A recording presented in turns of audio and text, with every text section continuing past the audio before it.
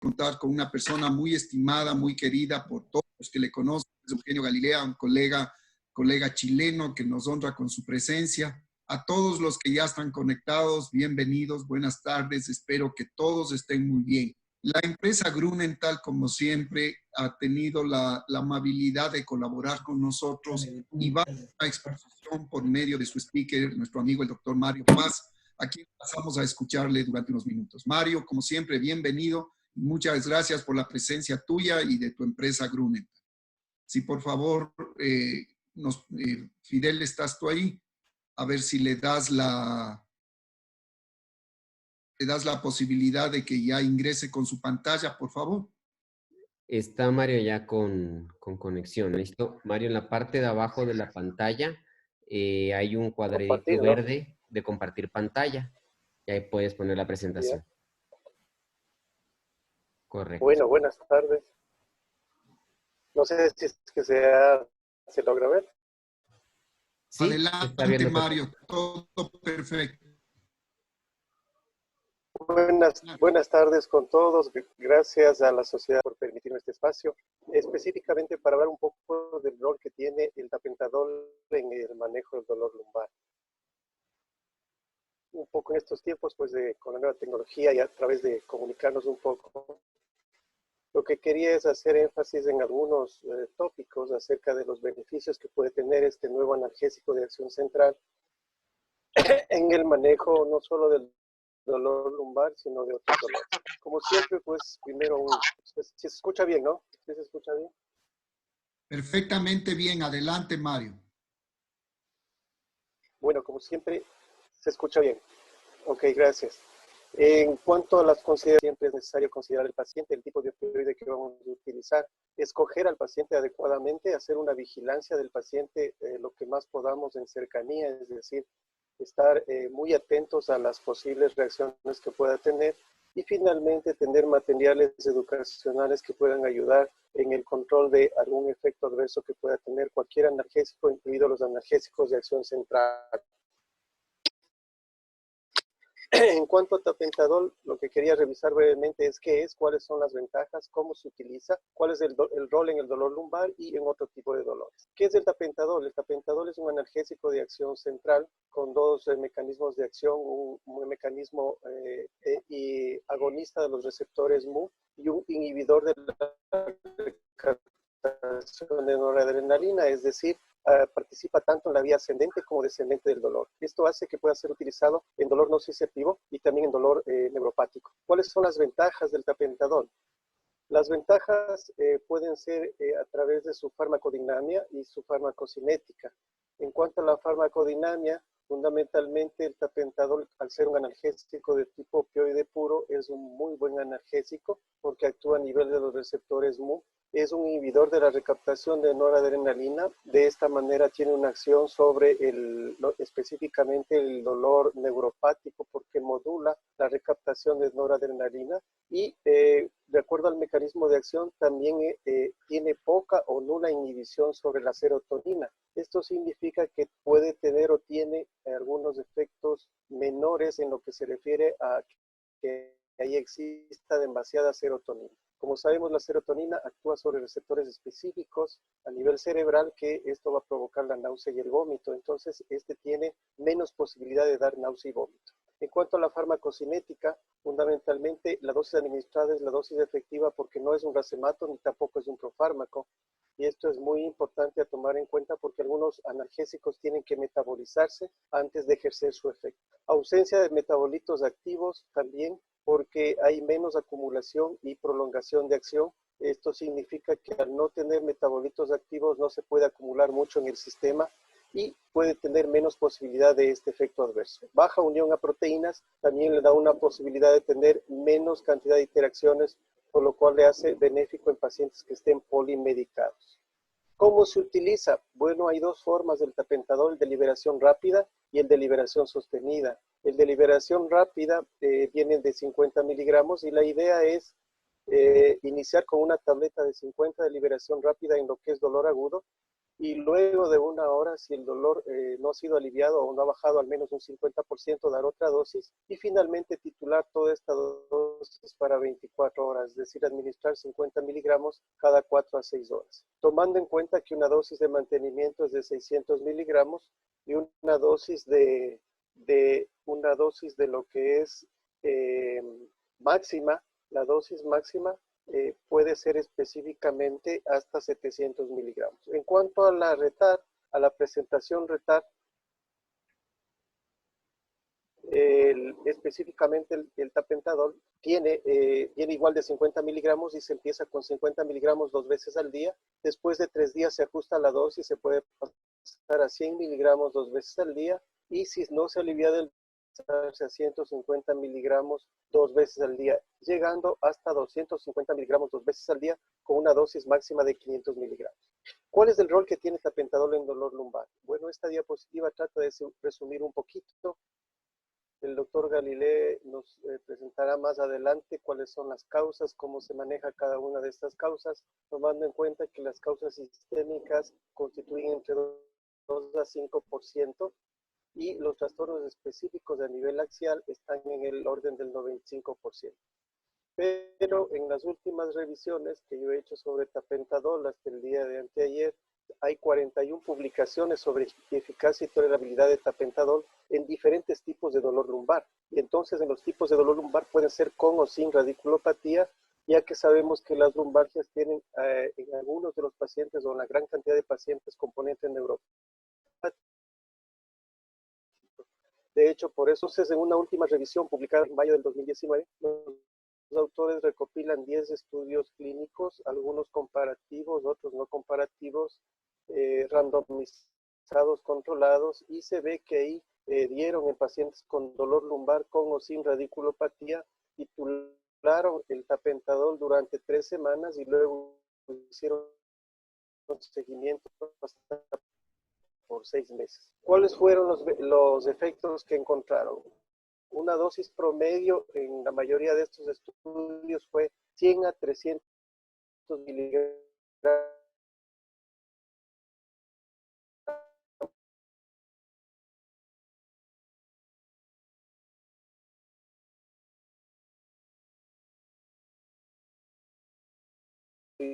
importante, y la tolerabilidad en estos pacientes iba de bien tolerado 72% y tolerado un 17%. Un 89% de pacientes calificaron como bien tolerado al tapentadol en estos casos. Siempre debería acotar, bueno, al momento yo pertenezco a la unidad de dolor del Hospital Metropolitano, del Los Andes, de la Nova Clínica y del Carlos Andrade Marín, y nosotros en lo que es lumbalgia, pues hacemos un tratamiento multimodal, es decir, utilizamos tanto fármacos como procedimientos y nos apoyamos en los métodos complementarios. Y finalmente, en dolor agudo hay 11 estudios, 5 en fase 2, 6 en fase 3, en histerectomía abdominal, es decir, en dolor postoperatorio, reemplazo de cadera, lumbalgia, cirugía cardiovascular, enfermedad ocular degenerativa, etcétera, etcétera. Igualmente, la dosis inicial en dolor agudo es con el tapentadol de liberación inmediata, 50 miligramos, y un promedio de 100 a 200 miligramos con buena eficacia y menos efectos adversos. En dolor crónico no oncológico, también ha sido estudiado en dolor crónico oncológico, el tapentadol se ha estudiado en dolor lumbar, osteoartrosis, neuropatía diabética.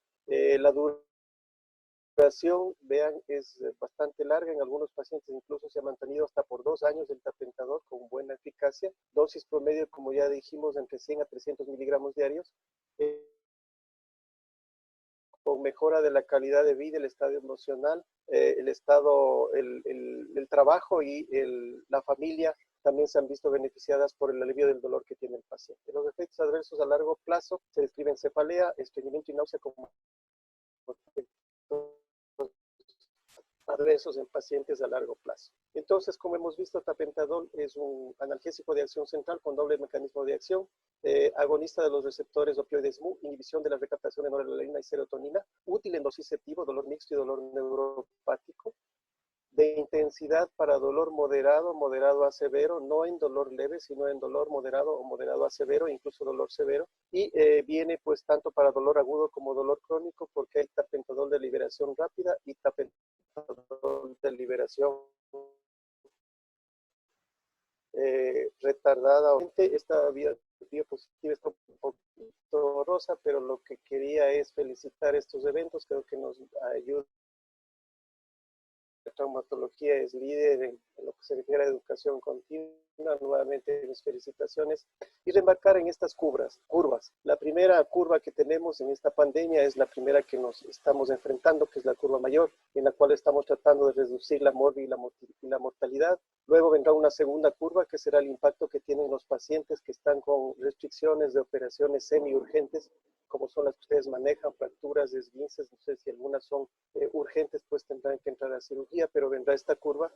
También viene la curva de los pacientes crónicos, que están un poco atendidos a través de la telemedicina, pero que también están un poco subatendidos, porque vendrá una curva en la que vengan estos pacientes. Y finalmente, la cuarta oleada o la cuarta curva, que es esta curva donde ya tendremos los trastornos psicológicos, mentales, la injuria económica y todo esto que nos va a dar esta pandemia. Pero el mensaje es ser optimistas y seguir realizando estos eventos que nos ayudan a mantenernos en actividad y nos ayudan no solo a nosotros, sino a los pacientes. Nuevamente, muchas gracias, Esteban, y muchas gracias a ustedes. Si hay alguna inquietud, pues encantado de compartir. Gracias a ti, Mario, y una conferencia muy didáctica, muy apropiada para el momento y haber sujetado a los tiempos. Creo que el mensaje ha sido bien recibido. Te doy un abrazo, te agradezco mucho. Y le voy a pedir a Martita Hernández que tenga la bondad de hacer la presentación del doctor Eugenio, nuestro distinguido visitante, nuestro distinguido amigo que va a hablarnos sobre el tema de dolor lumbar. Martita, por favor. Sí, buenas tardes.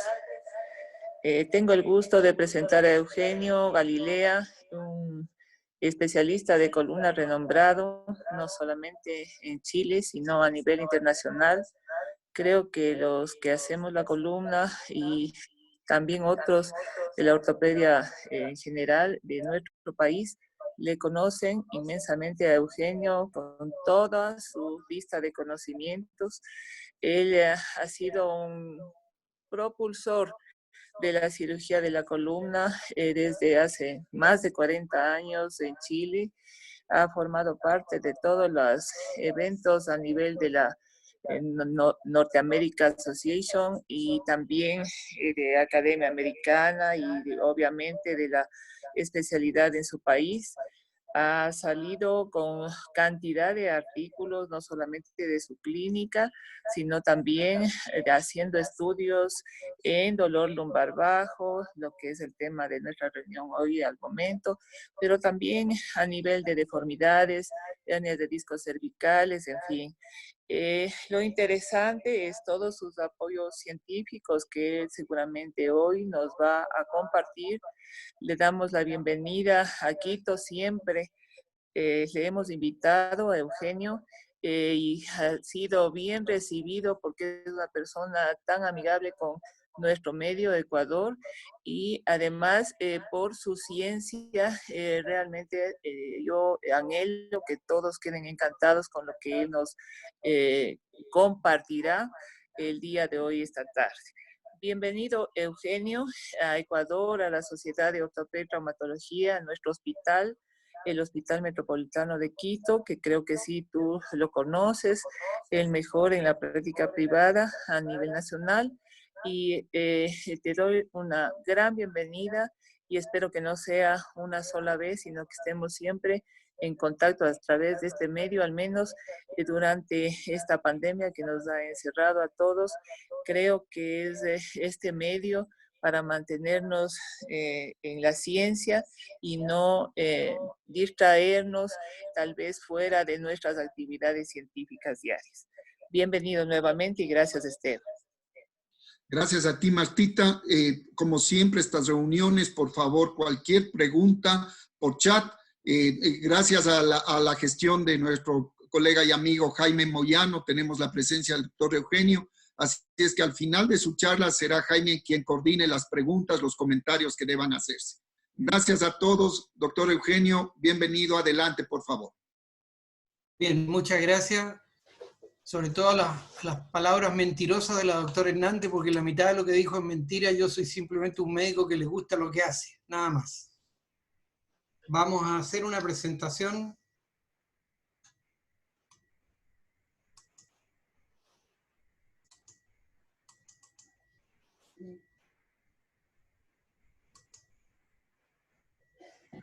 Está muy bien, doctor.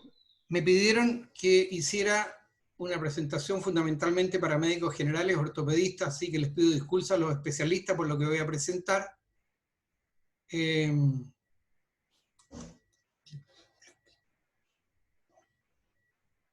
Pongámosle pantalla completa. Bien. Ahí. Ahí está muy bien, adelante. Bien. Me pidieron que hablara sobre el tratamiento conservador del dolor lumbar. Entonces yo voy a poner aquí algunas cosas y quiero saber si hay algunos que están de desacuerdo con esto. Es reposo prolongado, antiinflamatorios, analgésicos diversos, incluyendo el Palexis, relajadores musculares, fisioterapia, kinesioterapia de ejercicio y algunos casos más rebeldes corticoides. ¿Hay alguien que esté en desacuerdo con que ese es el tratamiento conservador del dolor lumbar? Doctor, ¿a dónde se me arrancó? No está. Bueno. Lo que yo parto diciendo que eso es un grave error porque ese no es el tratamiento conservador del dolor lumbar, categórica y definitivamente. Para poder determinar por qué estoy diciendo esto, vamos a hacer algunos alcances epidemiológicos. Sabemos que el dolor lumbar es un desastre médico en el siglo XX, comenzó en el siglo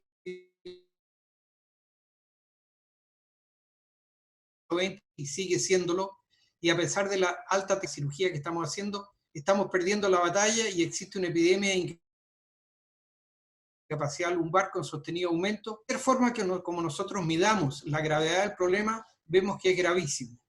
Su prevalencia alcanza hasta un 70% en algún momento de la vida. Todos nosotros hemos tenido un episodio de dolor lumbar. Las consultas por dolor lumbar, lo que hemos podido buscar de epidemiológico, es en todo un sostenido aumento y en nuestro país muy especialmente se ha prácticamente duplicado en un periodo de 20 años. En cuanto a los días laborales perdidos, la misma cosa.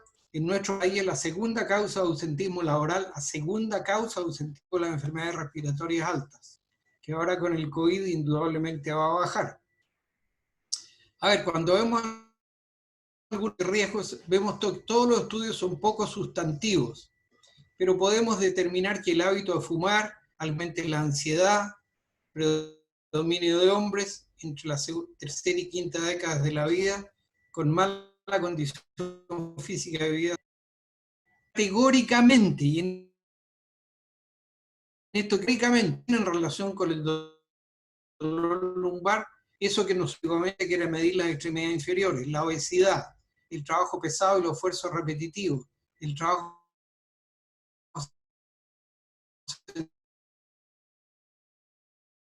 Las discopatías, las escoliosis, los discos negros y los desgarros del ánulo no tienen relación con el dolor lumbar.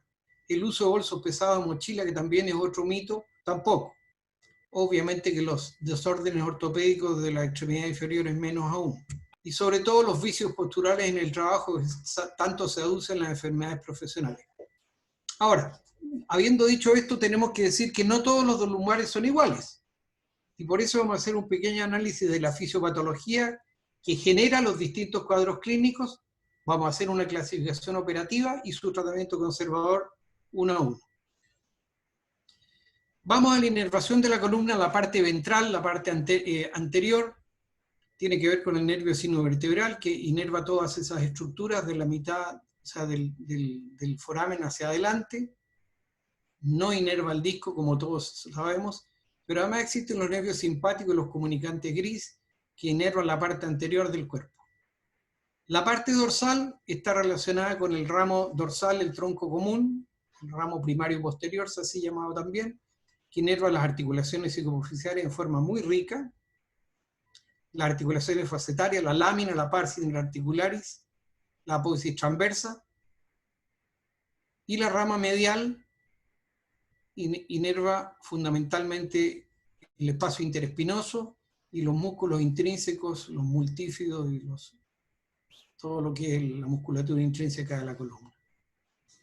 Ahora bien, sabiendo que esta es la irradiación, existen síndromes clínicos distintos. El dolor lumbar puro o dolor local vertebral, el dolor referido centrífugamente, también llamado pseudoradicular o ciática corta, que es el referido centrífugamente, y el dolor irradiado, que es el dolor radicular verdadero. O sea, son tres tipos de dolor total y absolutamente diferentes.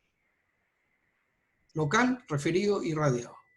Hay otro grupo que es el atípico, que no lo vamos a tocar, ya vamos a ver por qué. Este dolor puro es el así llamado dolor somático, parte en el arco posterior, la inervación somática a través del nervio sinovertebral de Luschka y el ramo recurrente meningio.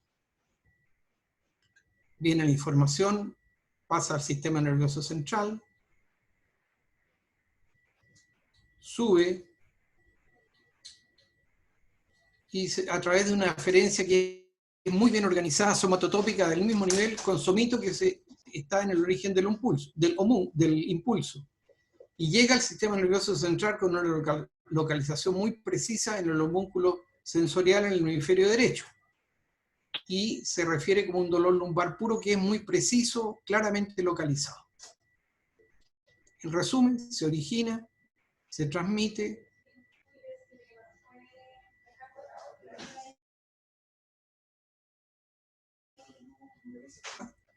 refiriéndose como un dolor lumbar puro, claramente localizado.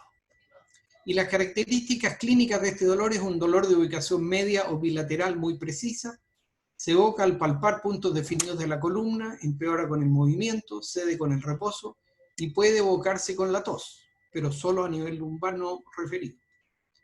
El segundo tipo es el dolor referido, que se acompaña de un síndrome autonómico.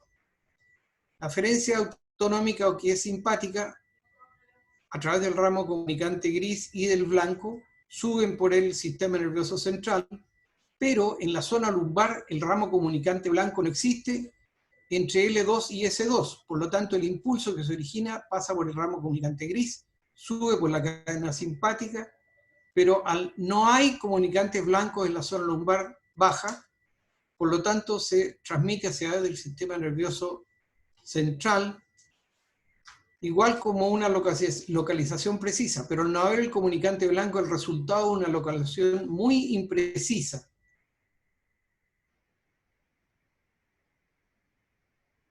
Por eso es que se refiere, por somatotópico, como un dolor que no es en el mismo lugar que se genera, porque tiene esta diversión sináptica ascendente al no haber el ramo comunicante blanco. Se transmite y llega y se interpreta como un dolor lumbar y de extremidad inferior, como lo vamos a ver más adelante, pero una extremidad inferior, entre comillas, corta.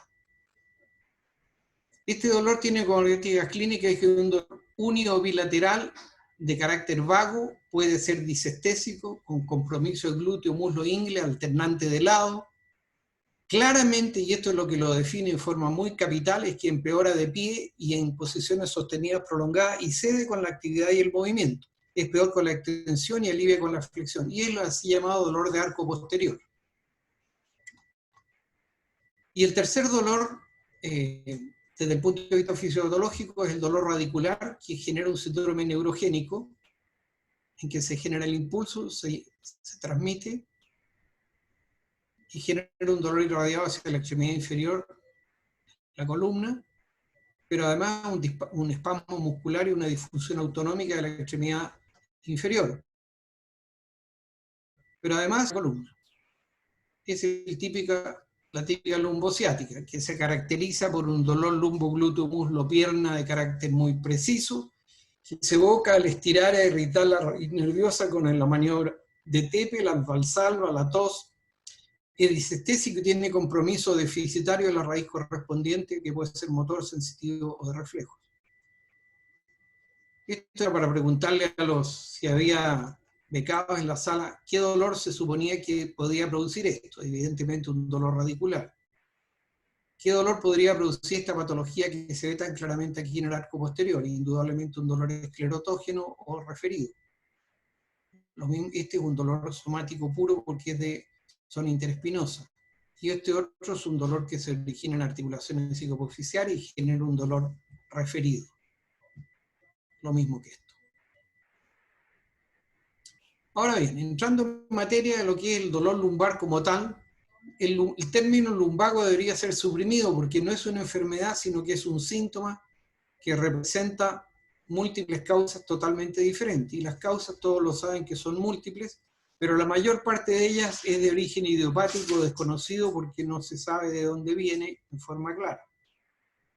El diagnóstico causal es difícil de establecer porque no hay exámenes patognomónicos, estos son muy costosos y múltiples, y sobre todo, y aquí la parte importante, todos tienen un alto número de falsos positivos, mostrando más bien la edad de la columna que lo que duele. Ojo, esa es la clave de toda esta presentación. Ahora bien, si vamos a la historia natural, con un dolor lumbar agudo existe un 75% de mejoría espontánea en un plazo corto de tiempo.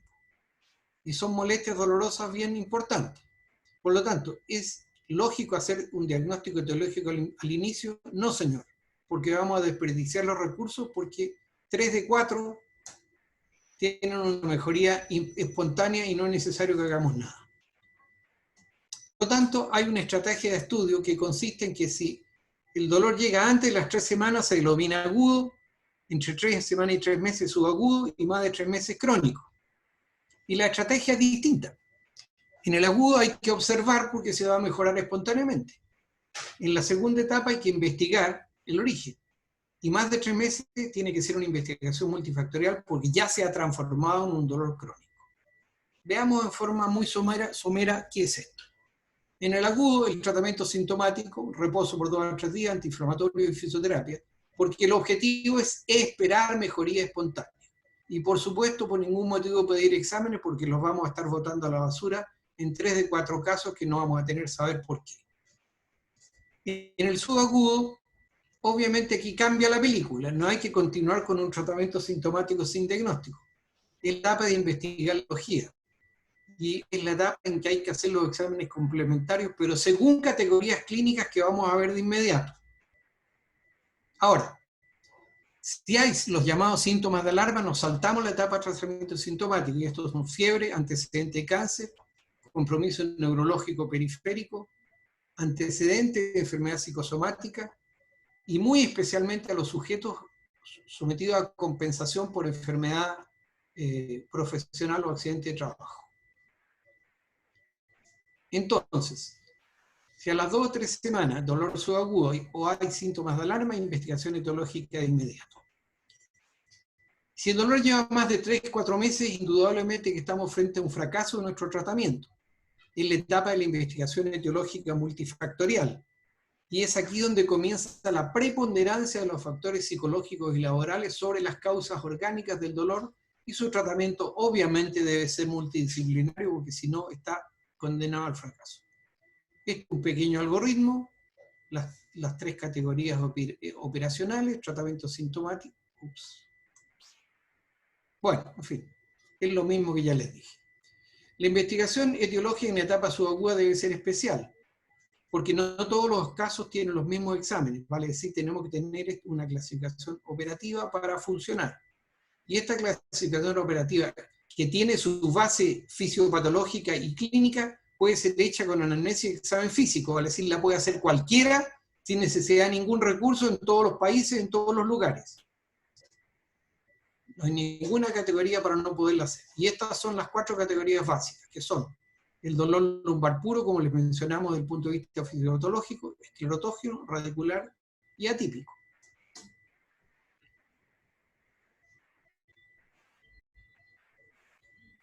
El dolor lumbar puro es bastante delimitado, generalmente le atribuyen origen discogénico, es lumbar axial o bilateral, aumenta con la flexión, aumenta con los esfuerzos y al caminar, aumenta sentado y con la maniobra de Valsalva y la tos. Disminuye de pie o en cama y el examen neurológico es normal. Y la movilidad está muy restringida en todos los planos por la tremenda espasmo que se produce en la musculatura y genera rigidez importante y contractura muscular. Las radiografías suelen ser normales, la resonancia magnética, salvo que muestre una severa disrupción interna o una afección degenerativa vertebral discal severa del tipo osteocondrosis erosiva. El tratamiento es un tratamiento médico prolongado y rara vez es un tratamiento quirúrgico que obedece solamente a los casos en que se pueda demostrar una osteocondrosis erosiva. El dolor lumbar esclerotógeno ya lo vimos, cuáles son sus características. Lo que lo caracteriza fundamentalmente es que aumenta en posiciones de pie y en posiciones sostenidas prolongadas. Los exámenes son radiografía que a lo más muestra una espondilolisis, la resonancia magnética como en este grosero caso que hay aquí, mostrando una sinovitis por inestabilidad. El otro examen es el bloqueo facetario diagnóstico, y las causas más frecuentes son patología psicoapofisiaria, no olvidar que la artrosis de cadera puede simularlo, y las pelvis espondilopatías. Su tratamiento es pauta kinésica facetaria, un bloqueo facetario con corticoides, acondicionamiento físico y cambio de estilo de vida. El tercer capítulo es el dolor lumbar radicular, y es la ciática clásica, así que ahí no vamos a entrar a detalle porque esto lo conoce todo el mundo, un dolor metamérico, disestésico que aumenta con la actividad, la tos, la flexión, es peor a medida que avanza el día, disminuye con reposo, y tiene todos los signos irritativos en el examen, y puede tener signos deficitarios, como ya lo vimos, metaméricos de una raíz. Los exámenes, las radiografías raras vez nos aportan algo. La resonancia magnética es el examen de elección. El TAC sirve poco para esto. Y las causas más frecuentes son la hernia de núcleo, la estenosis de receso, la estenosis de canal central, y rara vez, pero puede serlo, las espondilolistesis hipermóviles. Su tratamiento es un tratamiento médico por 4 a 6 semanas, y frente al fracaso o la progresión de los síntomas, recién hablamos de tratamiento quirúrgico, que consiste en resección de la hernia y liberación radicular.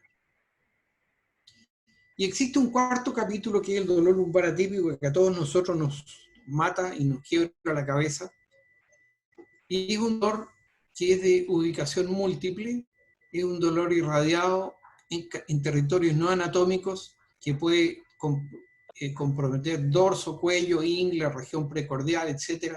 Varía de control a control, varía de examinador a examinador. El relato de los síntomas es muy impreciso, se suele asociar con traumatismo, algunas fuerzas para poder echar la culpa que fue por el trabajo.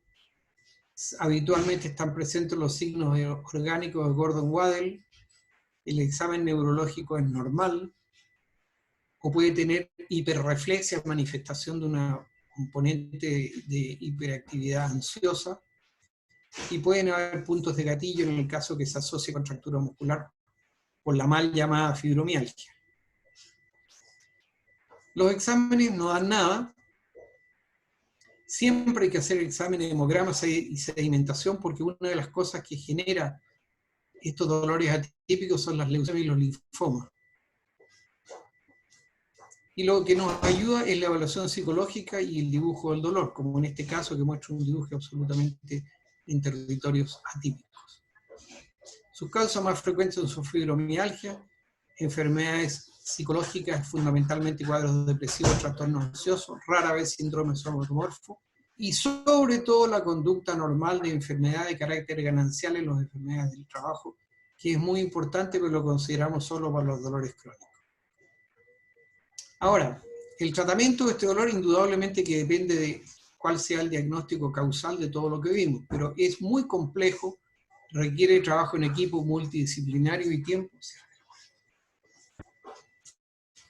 Fármacos de manejo muy difícil porque son en la esfera de los psicofármacos, pero es muy importante hacer un acondicionamiento físico, un desacondicionamiento psicológico y manejo de los estresores sociolaborales.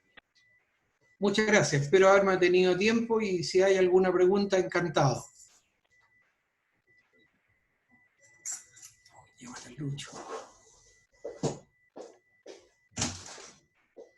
Gracias, Eugenio. Realmente una conferencia muy didáctica, muy clara. Quisiera saber si Jaime Moyano, por favor, puede participar. Bien, ¿me escuchan? Sí, perfecto, ahora sí. Jaime. Adelante, Jaime, tú manejas. Buenas tardes con todo, Eugenio, muy gentil por tu presencia. De la misma manera al doctor Mario Paz por su interesante charla del tapentadol. Y vamos a iniciar en cuanto a las preguntas. Eugenio es miembro SILACO y casualmente la próxima semana vamos a tener una charla de SILACO el día sábado.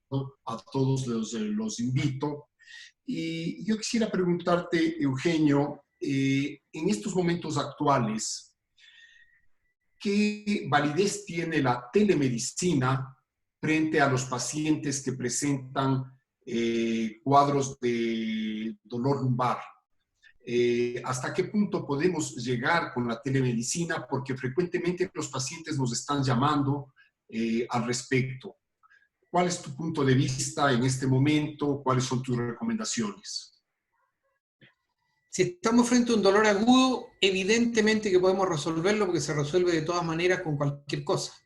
Nosotros, al darle la indicación formal de lo que todos sabemos que hay que dar, el paciente se siente cuidado, protegido, incluso cuando sea por telemedicina.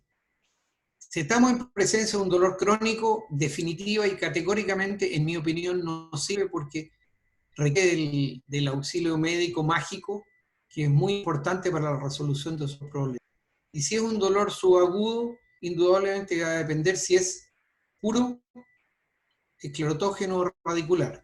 En el radicular sería más claro, más posible porque es más claro, pero en los otros dos categóricamente no, porque vamos a estar cometiendo errores si no lo vemos en forma directa. Bien, gracias. Bien, aquí hay una pregunta del doctor Gonzalo Arteaga que dice, es difícil dar recetas generalizadas para los pacientes, pero sería interesante cuál es su abordaje terapéutico tanto en fase aguda como en fase crónica. En fase aguda, reposo corto, 2 o 3 días, no más. Más hace daño. Segundo, paracetamol. Y tercero, un antiinflamatorio que sea más al alcance de todos ustedes. Puede ser cualquiera. No hay evidencia científica que uno sea mejor que otro. Y todas las medidas caseras habidas y por haber. Nada más.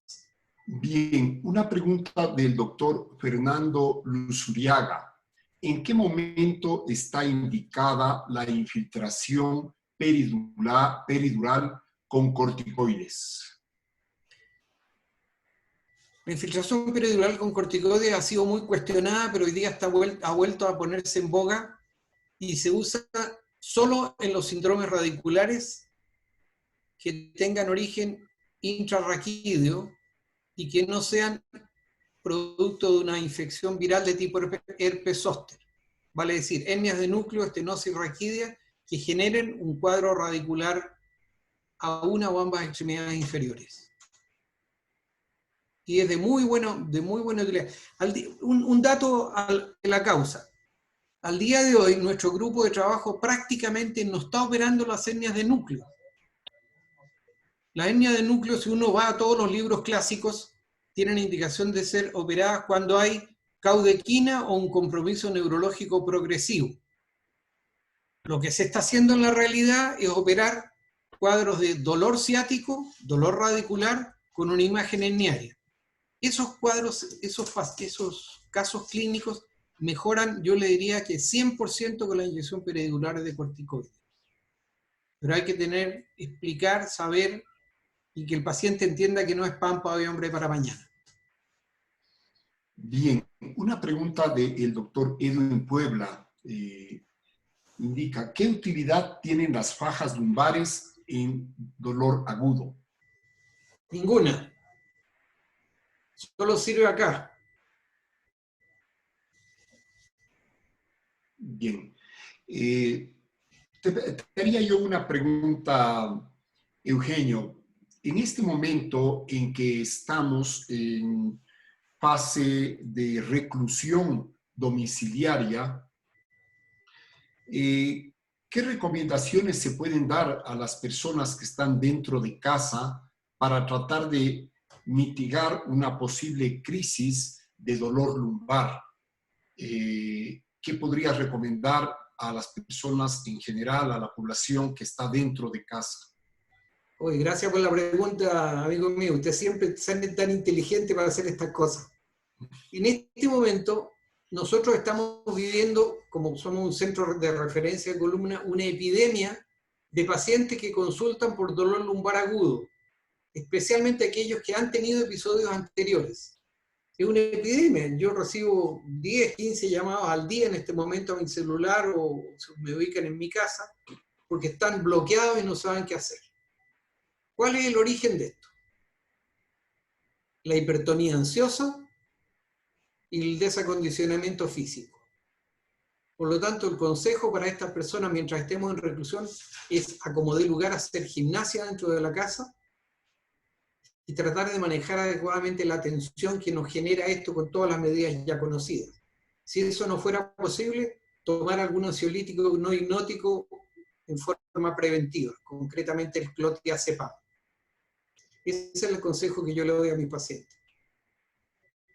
Ah, y lo otro es que recluido en la casa uno come como Heliogábalo, tratar de no engordar, pero esa es una segunda etapa.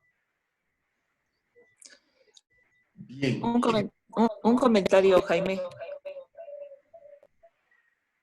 ¿Me escuchas? Sí, te escucho, sí. Ya, Eugenio, me pareció muy interesante este consejo de que el dolor lumbar no hay que encasillarle en un solo marco, sino que hay que diferenciarlo en todos los tipos que tú dices. En una situación me faltó, ¿tú utilizas métodos de modulación para aliviar el dolor lumbar que ahora está de moda, no necesariamente con cirujanos de columna, sino con personas que hacen tratamiento de dolor lumbar, de dolor, en fin, o fisioterapistas, colocando, tú sabes, neuromoduladores a nivel de la columna vertebral? ¿Me puedes dar alguna opinión al respecto? Correcto. Nosotros contamos con un equipo de terapia física o de terapeutas físicos extraordinariamente buenos y que están siempre en la punta de lanza de la investigación.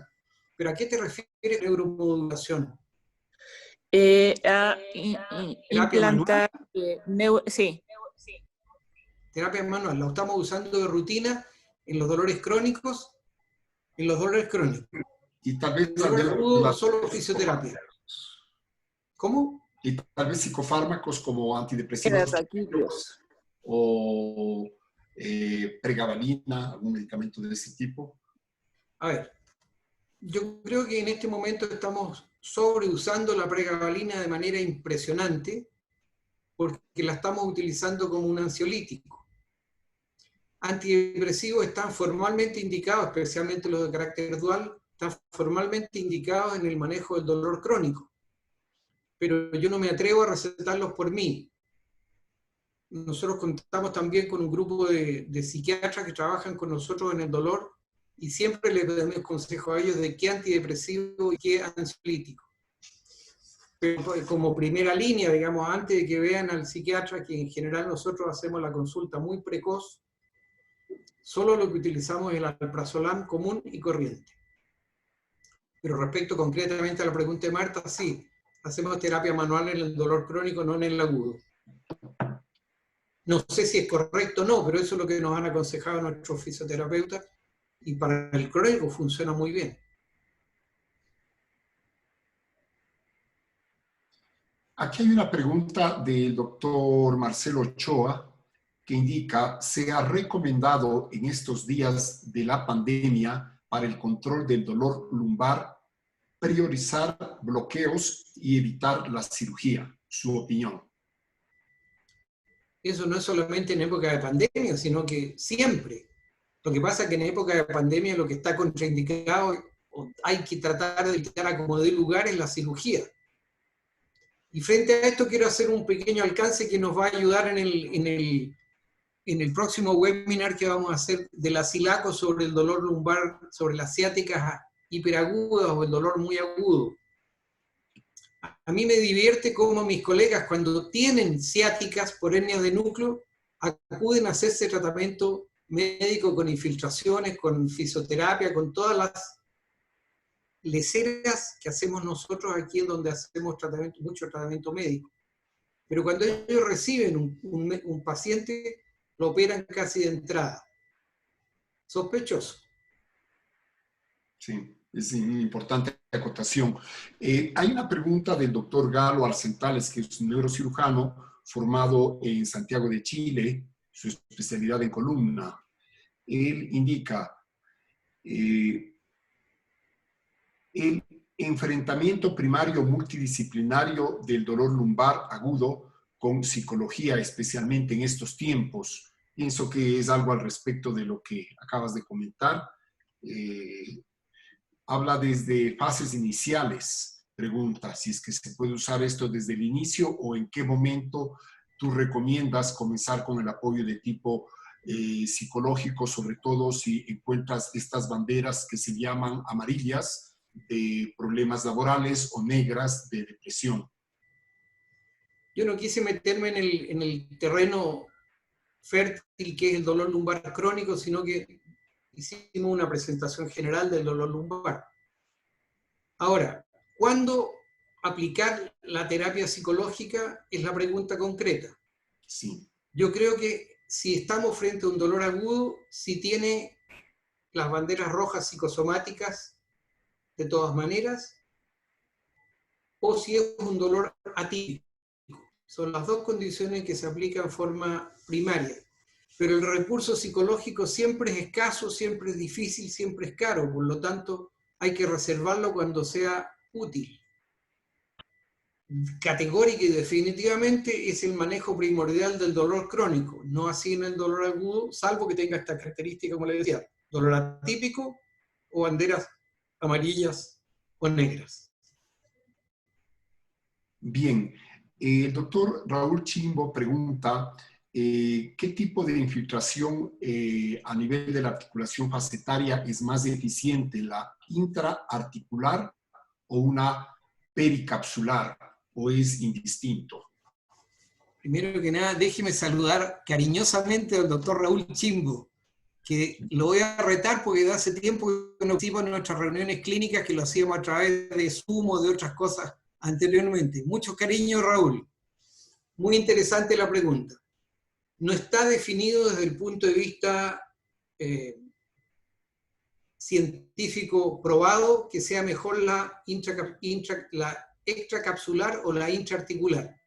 Pero por lógica, igual que una rodilla, que un codo o de cualquier otra articulación, preferimos hacerlo intraarticular. Saludos, Raúl.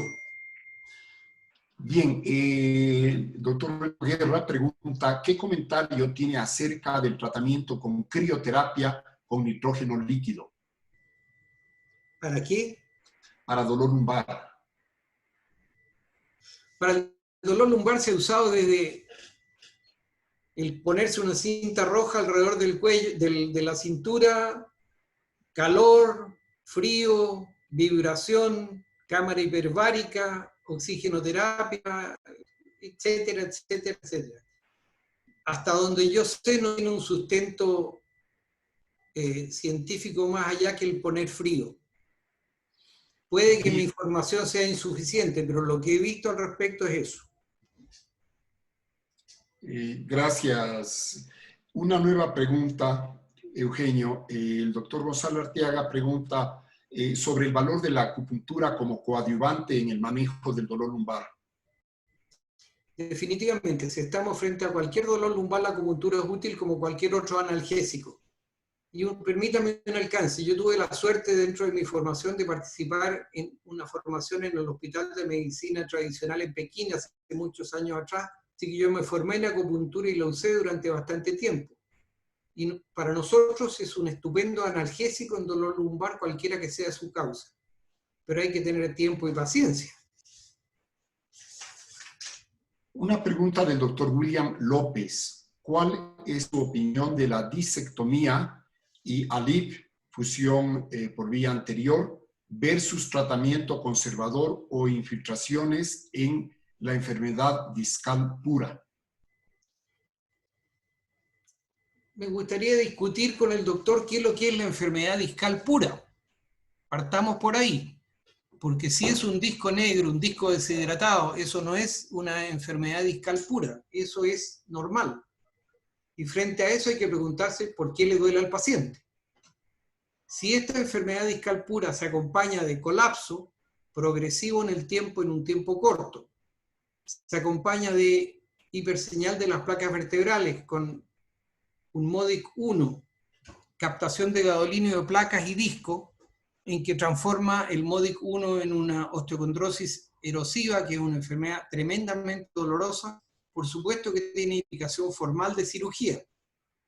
ALIF, PLIF, lo que ustedes quieran, porque no hay una clara definición de cuál es mejor.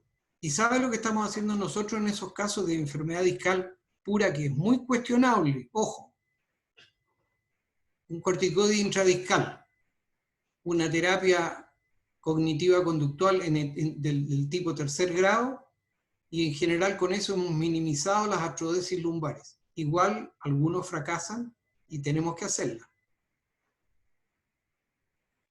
Bien, una pregunta del doctor Juan Manuel Dávila, que indica ser un traumatólogo venezolano que trabaja en Ecuador.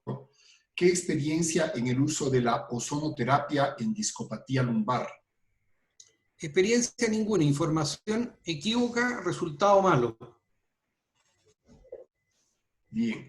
Doctor Julio Pacheco Sáenz, desde Riobamba, nos pregunta: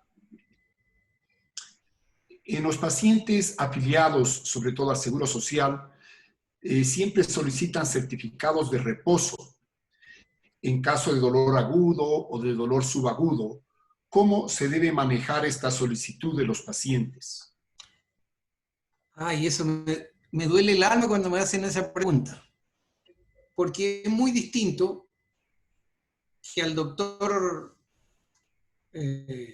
Chimbo le duela la espalda porque trabaja, tiene un auto para irse a su lugar de trabajo, está cómodamente sentado en un escritorio, si quiere puede o no hacer fuerza, o el tipo que es el que descarga camiones echándose un saco de 30 kilos al hombro.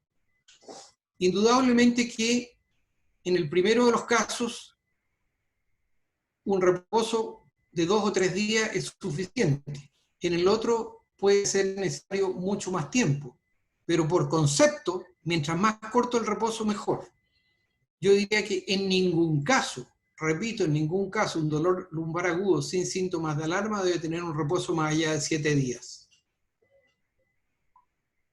Bien. Me gustaría a mí hacer una pregunta adicional. Actualmente estamos viendo problemas serios con las fusiones o cirugías prematuras en columna vertebral y pacientes que pueden tener dolor lumbar a posteriori, lo que se llama espaldas fallidas. ¿Cuál es la aproximación diagnóstica en este tipo de casos? ¿Cómo haces tú para entender cuál fue la causa del fracaso terapéutico y cómo se puede reorientar un manejo en este tipo de pacientes? Uy, estamos frente a un problema deontológico, ético de nosotros los cirujanos. En el mundo entero y en los países subdesarrollados como los nuestros, o en etapas de desarrollo para no ser peyorativo, nosotros copiamos mal lo que se hace en otros países y estamos haciendo un exceso de cirugía de artrodesis en forma muy, muy importante. Esto es pura y simple iatrogenia médica.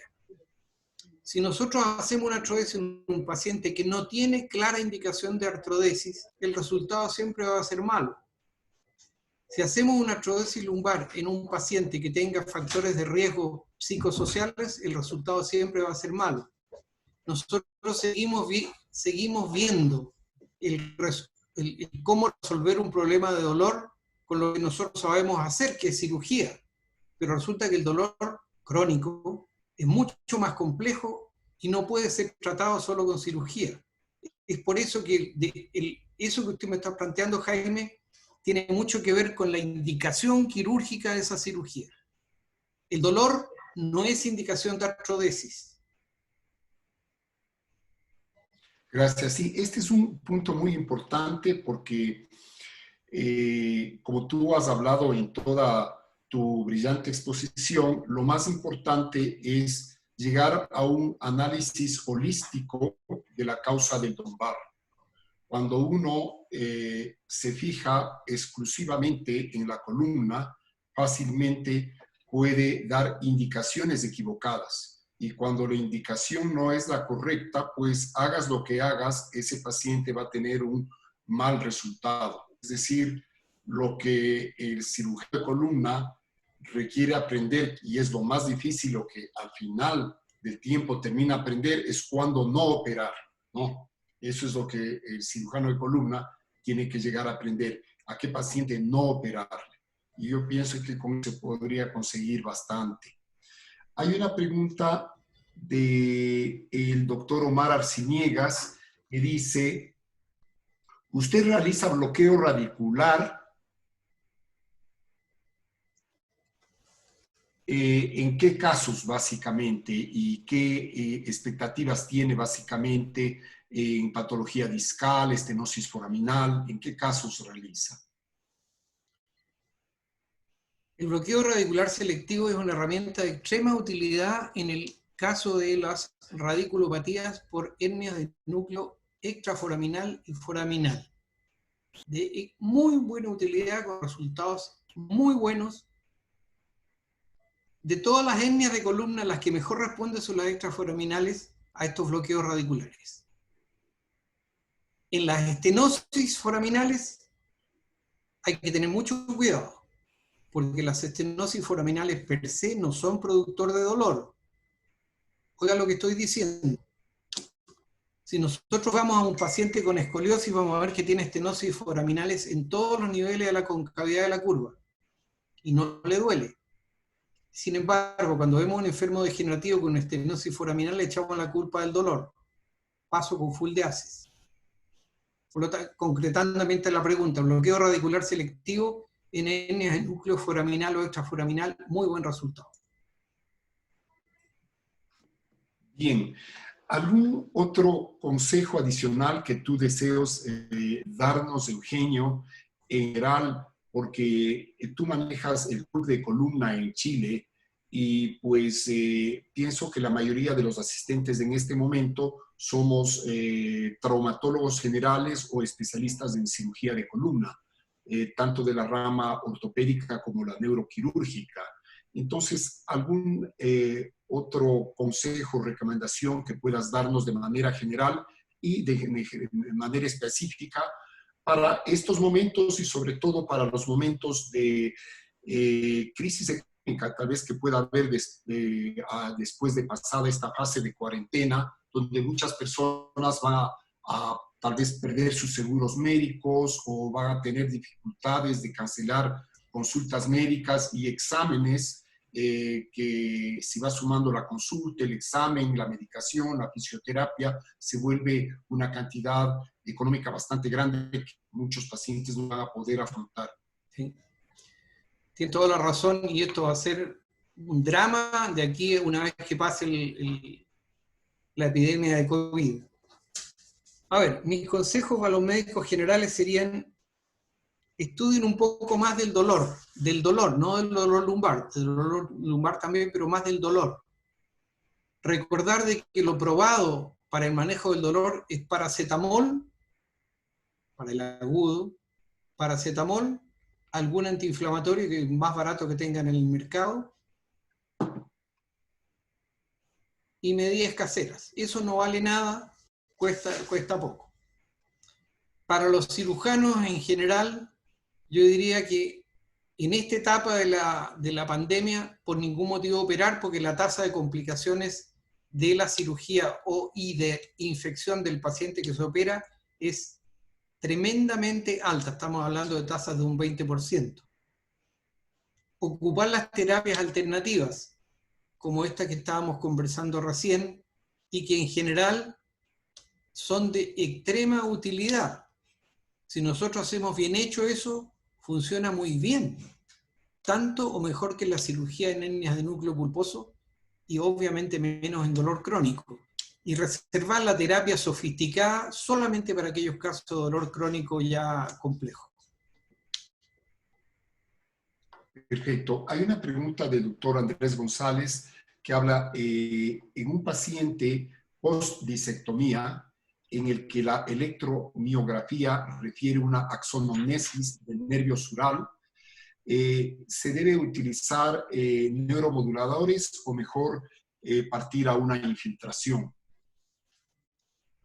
Perdón, pero aquí hicimos un enredo. Se opera un paciente y después de operado tiene una lesión neurológica deficitaria, porque el nervio sural es otra cosa. Estamos hablando de raíz S1, de raíz L5, ¿de qué? ¿Le podemos preguntar al colega? Sí, sería bueno que tal vez nos amplíe la pregunta. El doctor Robles habla sobre, Carlos Robles nos indica sobre la obesidad, ¿contraindica o no contraindica una cirugía en patología degenerativa cuando hay déficit en un determinado miotoma o dermatoma? Vuelvo atrás. La obesidad no es causa de dolor y hace la cirugía más difícil, pero no la contraindica. Pero lo más importante es que un déficit en un determinado dermatoma no indica cirugía, indica un tratamiento de la radiculopatía que tiene, que puede ser o por N-núcleo, por espondilolistesis o por estenosis raquídea. Y eso se mejora, si es N-núcleo, en 8 de cada 10 con un tratamiento conservador. Si es una estenosis raquídea, 9 de cada 10. Si es una espondilolistesis va a depender mucho de si es móvil o no. Bien, el doctor Fernando Larraguibel nos pregunta, ¿cuándo estaría indicada la denervación facetaria por radiofrecuencia y cuáles son sus resultados? El doctor Larraguibel es otro médico que sabe geografía, como digo yo. Es una pregunta compleja de responder, porque al día de hoy hay un sobreuso de la denervación por radiofrecuencia como alternativa a los bloqueos de facetas. En mi opinión, al día de hoy, la denervación facetaria tiene indicación cuando ha habido buena respuesta a un bloqueo primero, ha habido un manejo cognitivo-conductual detrás para manejo del dolor. Si con esas dos cosas hechas el dolor persiste o se repite, hay indicación de denervación por radiofrecuencia. Gracias. Bien, el doctor Luis Mantilla pregunta la utilidad de... Por favor. ¿Perdón? 5 minutos. 5 minutos más, por favor. Perfecto, gracias Esteban. El doctor Mantilla pregunta la utilidad de los miorelajantes más analgésicos y antiinflamatorias en lumbalgia aguda. Y aquí básicamente habría que subrayar la utilidad de los miorelajantes. De acuerdo. Son útiles en la etapa aguda, está demostrado. Pero yo reaconsejo utilizar los benzodiazepínicos de acción un poco más corta, como el alprazolam, no el diazepam, obviamente, alprazolam común y corriente. ¿Por qué? Primero porque es un fármaco extremadamente poco oneroso y barato y nos ayuda a manejar la ansiedad que siempre trae aparejada los cuadros de dolor agudo como esto. Perfecto. La doctora Montserrat Pavón nos pregunta qué utilidad e importancia tiene la RPG, Reeducación Postural Global en Dolor Lumbar. Por Dios, eso lo tendría que contestar ella, que sabe más que yo al respecto. Sí, saludo Montserrat. Pero en nuestra postura filosófica frente al problema, nosotros utilizamos algo parecido a la reeducación postural global, lo que nosotros llamamos el TF3, cuando el enfermo está ya en etapa de resolución del problema doloroso y para prevenir futuros episodios. Pero yo soy ignorante en ese tema. La doctora Paola es la que nos tiene que enseñar al respecto. Así es. Wilson Muñoz de Cuenca, ¿qué porcentaje de pacientes con dolor crónico aproximadamente requerirían a la final cirugía? A ver, en nuestra realidad, yo estoy a punto de publicar una cosa al respecto, y es que de los pacientes que nos llegan a nosotros, que son todos pacientes, o la gran mayoría de pacientes ya intervenidos, los que requieren cirugía es una mínima proporción. ¿Cuánto? 10, 15%, pero eso depende de los pacientes que te lleguen. A nosotros nos llegan pacientes complejos, multioperados. Y esos pacientes, los que requieren cirugía, son la menor cantidad de casos. Bien, pienso que hemos cumplido la hora que estuvo programado el tiempo. Eugenio, te agradecemos muchísimo por tus clarísimas exposiciones. Yo había comentado en los chats a nivel nacional la claridad de conceptos y la novedad de conceptos en esta corriente operatoria en la que nos encontramos inmersos, y que tu presencia era muy importante para tener un poco de orden en el momento actual. Te agradezco muchísimo tu presencia. Sé que el sábado 25 estás en un webinar de SILACO, al cual invitamos nuevamente a todos. Agradezco mucho al doctor Mario Paz también por su participación. Agradecer mucho al Servicio de Ortopedia y Traumatología en la persona del doctor Esteban Santos, quien pues está realizando una magnífica labor en cuanto a múltiples webinars y actividades. Te doy la palabra, Eugenio, primeramente. Bueno, primero que nada, muchas gracias por la invitación. Segundo, felicito al doctor Santos y a todos los organizadores de este webinar, porque yo he participado en mucho de estas cosas, especialmente últimamente, y nunca había visto tanta interacción, lo que me encanta, me encanta. Está llegando aparentemente a muchas personas, muy bien organizado, los felicito realmente. Y si me invitan para otra cosa, especialmente para mi pasión, que es el dolor crónico o el fracaso de la cirugía, yo feliz, cuando quieran. Gracias. Unas palabras, Esteban, por favor.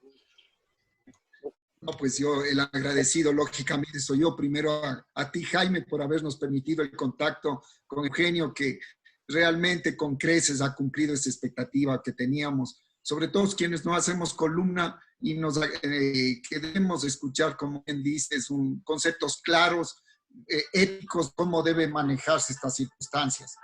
Te agradezco, Eugenio. Te mando un abrazo a la distancia, nuestros mejores deseos porque tu familia y todos los tuyos salgamos juntos, todos bien de esta circunstancia que estamos viviendo. Muchas gracias. Doctor Santos, solo una inquietud. Excelente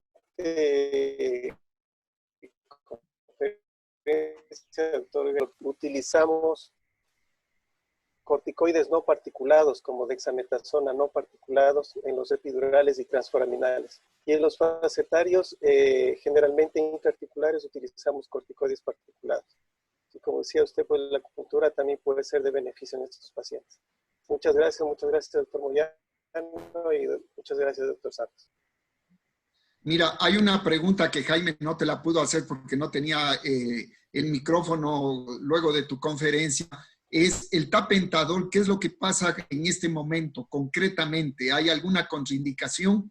Porque se informa que no se debería usar nada más que paracetamol, no analgésicos antiinflamatorios. ¿Qué nos dices concreto sobre el tapentadol en estos momentos del COXIB? Bueno, en nuestras plataformas de manejo del dolor tratamos a los pacientes que reciben opioides débiles, continúen con opioides débiles, porque no necesita recetario especial. Y de alguna manera tenemos nexo con algunas farmacias que podrían de alguna u otra manera despacharle en casa a los opioides débiles, como el tapentadol o algún otro opioide débil. Entonces, no habría ningún problema. El beneficio quizás adicional al paracetamol y al antiinflamatorio es que es un analgésico de acción central, y como ha dicho el doctor Galilea, el objetivo es que aparte del manejo del dolor tenga un poco de tranquilidad. Por eso es que haya un poco de benzodiazepínicos del doctor, lo que ayuda a que el paciente esté un poco más tranquilo, que es la idea de cuando el paciente está con un dolor agudo en casa, digamos. Entonces no había problema en que pueda tener. Gracias, gracias, Mario. Les robo un segundo a todos porque quiero presentarles al médico que nos va a acompañar el día lunes. Gracias a la gestión de Diego Vivar, a quien agradecemos enormemente. Este próximo lunes vamos a tratar un tema por demás interesante. Vamos a hablar de cómo se manejan las complicaciones luego de los esguinces de tobillo. Definitivamente todos tratamos esguince de tobillos casi tan frecuente como las lumbalgias y no estamos bien claros en los problemas que nos dan a futuro y cómo resolverlo. Vamos a tener la presencia del doctor Jordi Vega. Ahí tienen ustedes todo su currículum.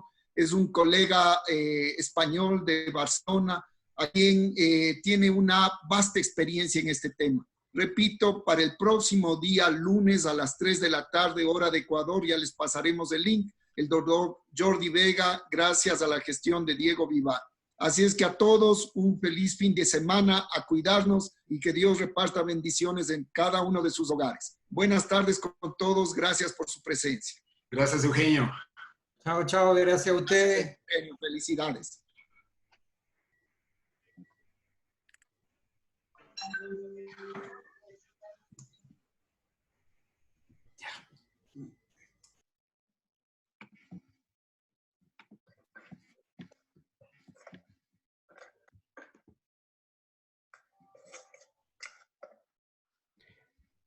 Súper bien, jefe. Gracias, gracias a ti y a todos. No, tranquilo, ya sabe, gracias a usted. Todo súper bien. Cualquier Gracias, novedad, amigo. cualquier cosa, ya Todos sabe, a las órdenes. Gracias, amigo. Un abrazo. Gracias, un abrazo inmenso.